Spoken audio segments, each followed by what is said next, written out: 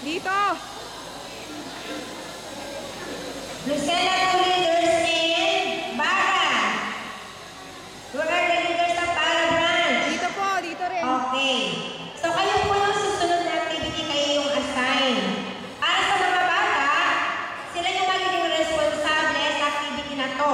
Kaya, yung mga leaders na to, pagkatapos ng ating gatherings na to, kayo lahat ay pupunta doon sa may mga nakatayo na flag. Then, ang mag-handle sa inyong orientation para sa team building ay ang Lucena 2 at ang Baga branch. Okay, sila yung mag-handle.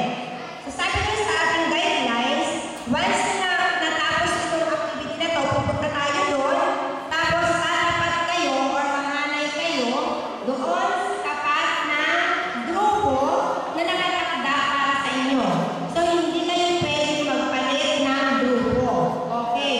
So, yung mga leaders, they will be the one responsible sa inyong group simula sa oras na kayo ay mabuo doon hanggang sa Thursday, hanggang sa matapos yung conference.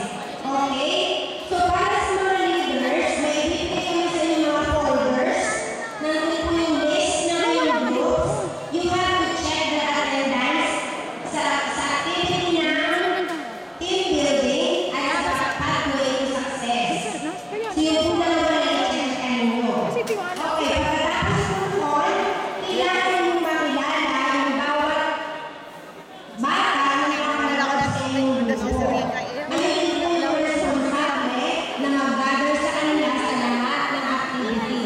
Kayo po yung magsiset ng kanilang call time para sa mga activities natin.